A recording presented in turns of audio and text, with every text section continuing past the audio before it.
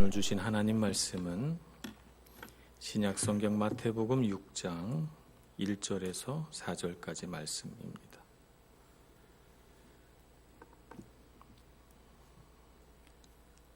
신약성경 마태복음 6장 1절에서 4절 말씀, 저와 여러분이 한 목소리로 함께 봉독하겠습니다.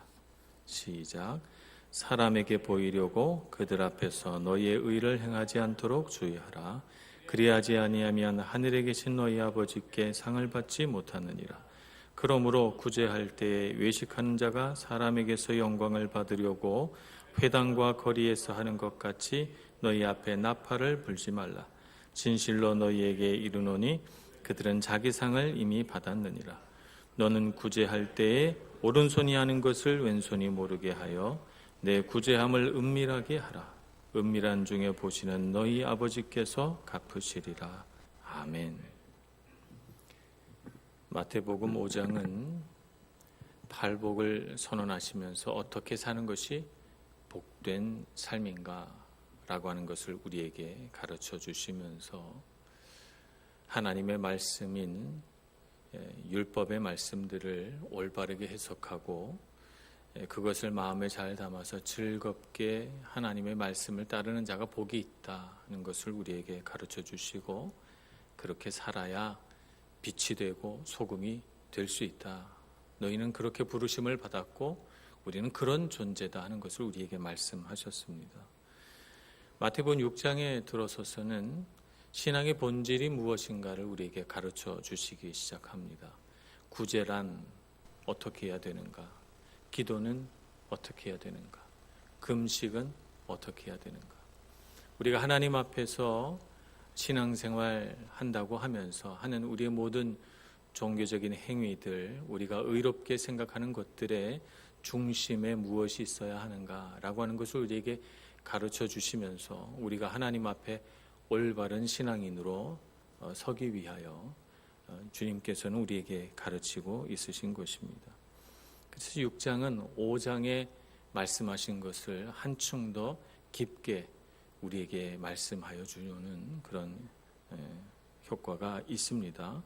오늘 6장의 말씀은 이렇게 시작이 됩니다. 사람에게 보이려고. 이것이 6장 전체에서 가장 중요한 화두인 것입니다. 사람에게 보이려고 하는 우리의 모든 행위, 그것이 설령 의로운 행위라고 할지라도 사람에게 보이려고 했다면 그것은 상이 없다는 것입니다. 이미 사람에게 상을 받았다는 것입니다. 그래서 오늘 본문의 말씀은 사람에게 보이기 위하여 사람이 있을 때 다르게 행동하고, 사람이 있을 때 의로운 척하고, 사람이 있을 때 경건한 척하는 우리의 신앙생활의 이중성을 우리에게 경고하시면서 하나님 앞에 바로 서야 하나님이 기쁘게 보시도록 우리의 삶을 바로 세워야 한다는 것을 우리에게 가르쳐 주십니다. 이것이 6장 전체의 주제라고 할 수 있겠습니다. 예수님께서 우리에게 물어보시고자 하는 것은 신앙인이 하는 그 모든 행동, 의로운 행동의 동기가 무엇인가 하는 것을 면밀하게 들여다보아야 한다는 것입니다. 의로운 행위면, 내가 의롭게 행동했으면 다 된 것이 아니고 그 마음의 동기가 무엇이냐가 무척 중요하고, 예수님께서는 당신이 한 행동의 동기가 무엇입니까? 라고 우리에게 물어보고 있는 것입니다. 우리의 행위는 사람의 눈에 보이지만 우리 마음속의 동기는 보이지 않습니다. 보이지 않는 동기보다 사람들의 눈에 보이는 행위에 무게 중심을 두는 것은 어쩔 수 없는 우리 사람의 연약함이라고 할 수 있겠고, 그것은 끊임없이 우리 신앙인의 삶을 뒤따라오는 유혹이라고 할 수가 있겠습니다. 하나님의 관점은 어떻습니까? 하나님의 관점은 잠언 16장 2절에 나와 있는 말씀처럼 이렇습니다. 사람의 행위가 자기 보기에는 모두 깨끗하여도 여호와는 심령을 감찰하시느니라. 사람은 자기 의로운 행위를 놓고 마음속에 보이지 않는 동기, 사람들이 알 수 없으니까 의로운 행위를 했으니 나는 깨끗하다, 나는 올바르다, 나는 의롭다 자랑하지만 하나님은 그 사람이 보여준 행위를 보지 않고 그 행위를 한 사람의 마음을 감찰하신다는 것입니다. 하나님이 보시는 것은 행위가 아니라 심령이며 마음의 중심이며 동기라고 하는 것을 잠언 16장 2절에서는 분명하게 우리에게 가르쳐 주십니다. 그렇기 때문에 보이지 않는 하나님이 아니라 보이는 사람에게 초점을 맞추고 살아간다면 우리는 당연히 보이지 않는 동기보다 사람 눈에 보이는 행위에 우리 마음에 무게중심을 두고 거기에 초점을 맞추고 살아가게 될 것입니다. 그러니 만약 우리가 보이지 않는 하나님을 높이고 그분을 영광스럽게 하기를 원한다면 우리의 행위가 어떠냐라고 하는 것보다 그 행위를 한 우리 마음의 동기가 어떠냐 하는 것에 우리 마음의 초점을 맞추고 살아가야 할 것입니다. 오늘 그러한 명제 아래에서 예수님께서 첫 번째로 예를 드는 것은 우리의 구제입니다. 구제할 때 우리는 어떤 동기로 이 착한 행동을 하느냐라고 하는 것입니다. 오늘 2절 말씀, 그러므로 구제할 때 외식하는 자가 사람에게서 영광을 받으려고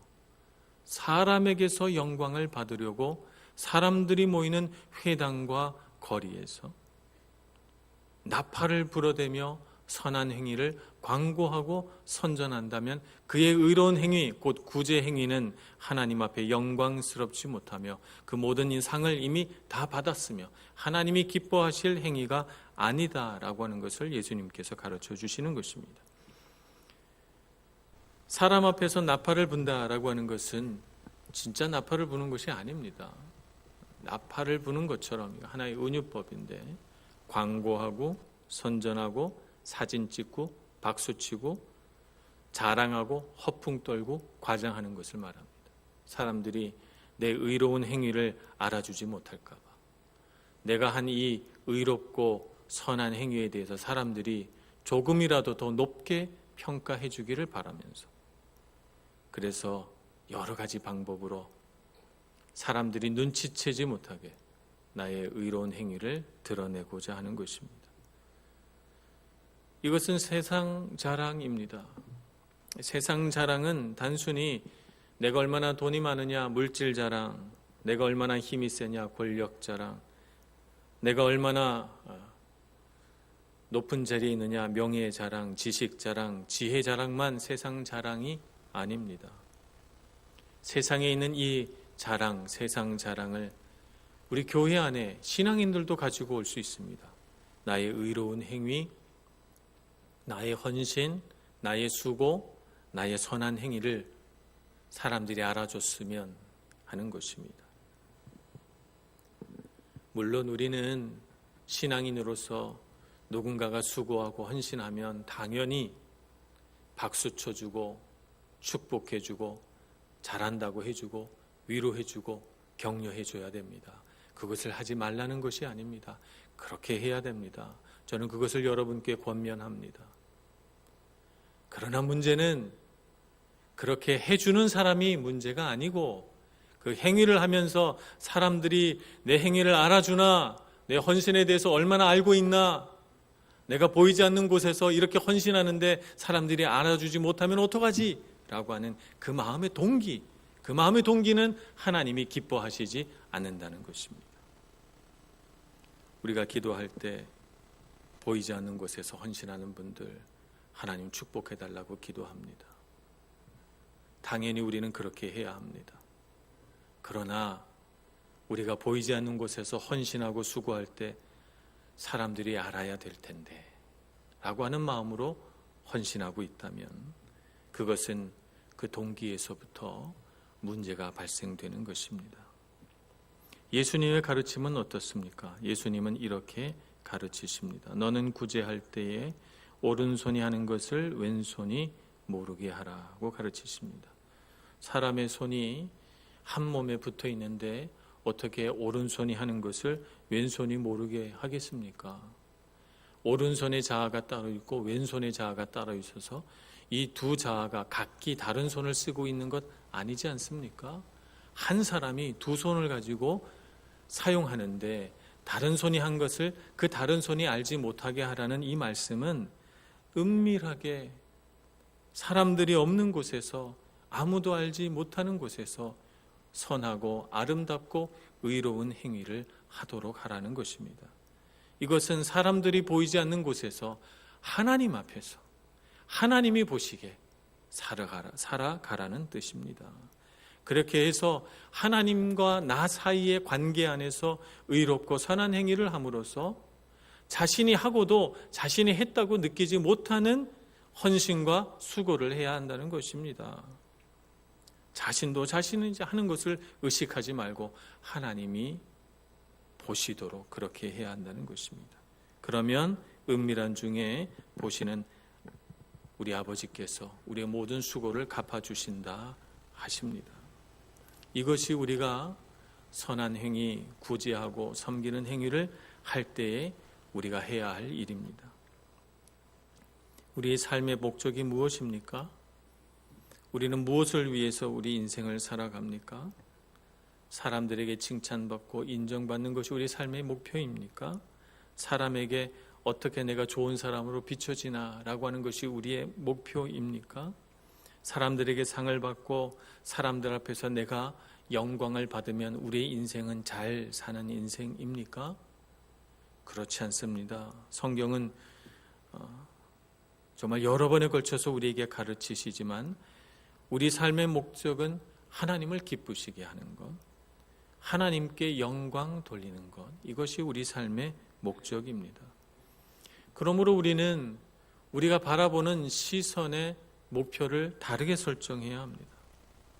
세상을 바라보고 사람을 바라보면서 사람들이 나를 어떻게 생각하나, 사람들이 나를 어떻게 바라보나, 사람들의 평가가 어떠한가, 사람들이 나에게 뭐라고 말하나, 사람들이 나를 좋아하나 싫어하나, 사람들이 나에게 박수를 치나 안 치나, 사람들에게 내가 얼마나 중요한 사람인가 라고 하는 것이 중요하지 않고 하나님을 바라보며 하나님은 나를 어떻게 생각하시나, 하나님은 나를 기뻐하시는가, 하나님은 나를 어떻게 바라보고 계시는가, 나는 하나님께 초점을 맞추고 살아가는가 라고 하는 것이 우리의 바른 생각인 것입니다.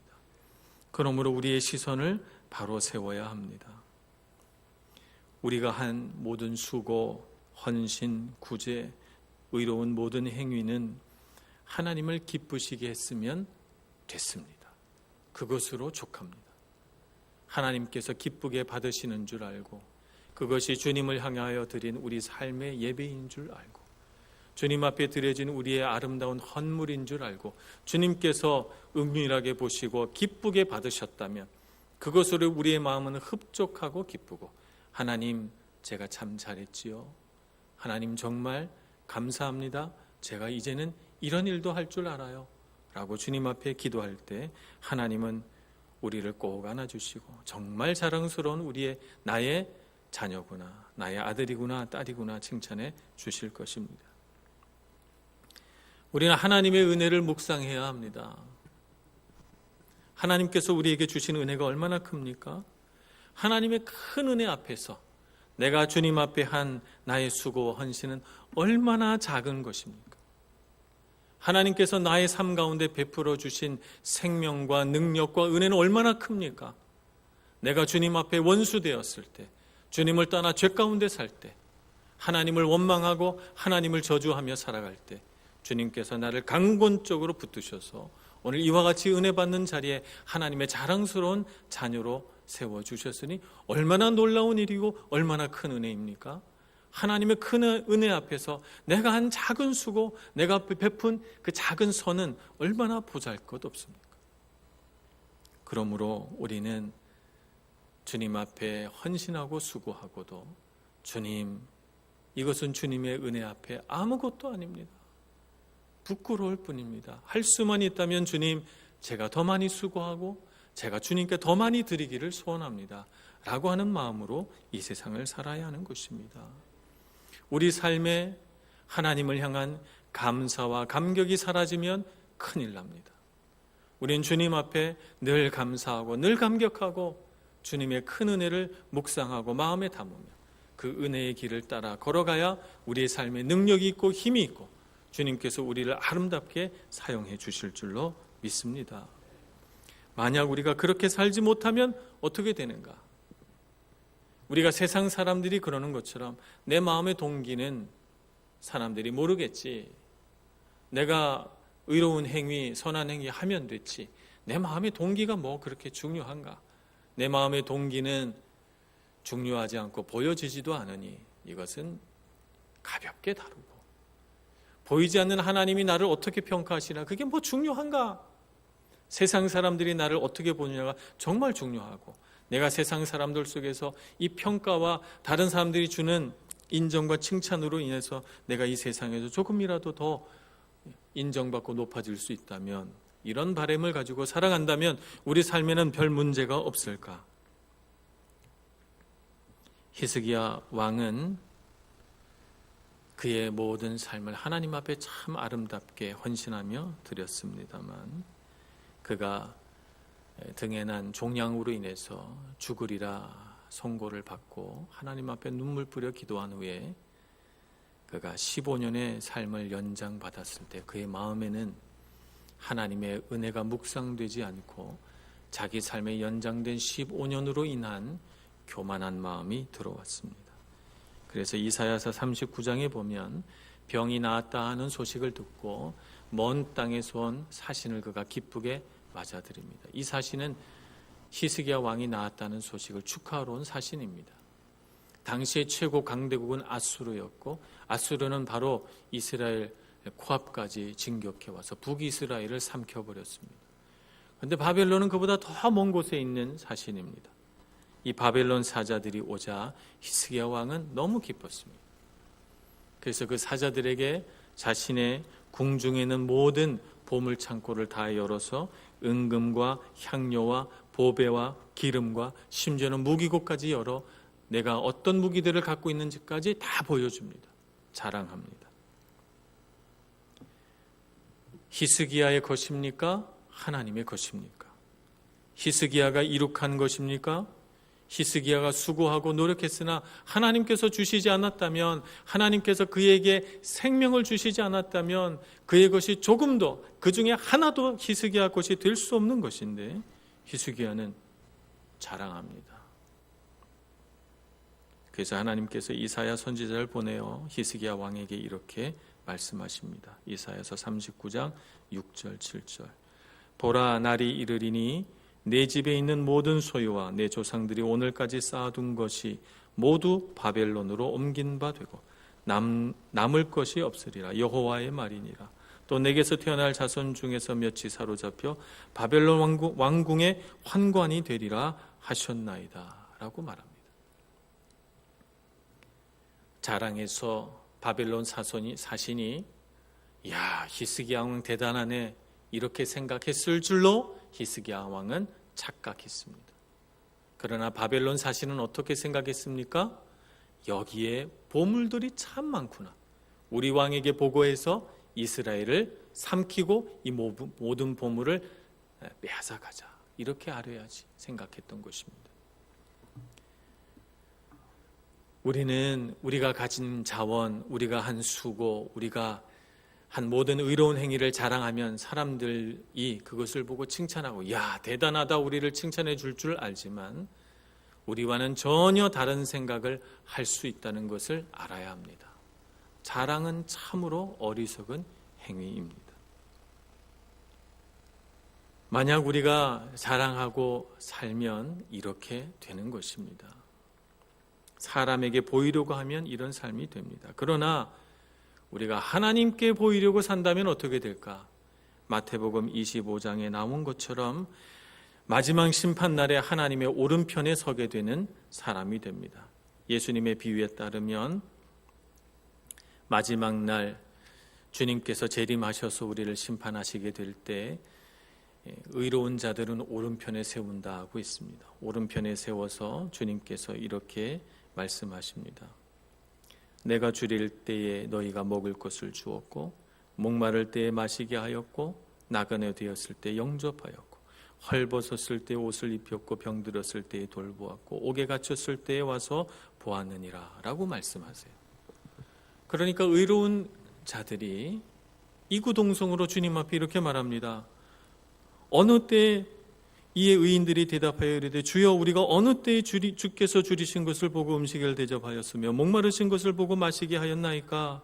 어느 때에 나그네 되신 것을 보고 영접하였으며 헐벗으신 것을 보고 옷 입혔나이까? 어느 때에 병드신 것이나 옥에 갇히신 것을 보고 가서 배웠나이까? 이렇게 말합니다. 주님께 하고도 기억하지를 못해요. 주님을 섬기고 주님을 위하여 했는데도 기억하지를 못합니다. 이러한 자들이 의로운 자들인 것입니다. 반면에 의롭지 못한 왼편에 선 사람들, 염소로 분류된 사람들은 어떻게 대답합니까? 44절, 그들도 대답하여 이르되 주여 우리가 어느 때에 주께서 줄이신 것이나 목마르신 것이나 나그네 되신 것이나 헐벗으신 것이나 병드신 것이나 옥에 갇히신 것을 보고 공양하지 아니하도이까? 라고 말하는 것입니다.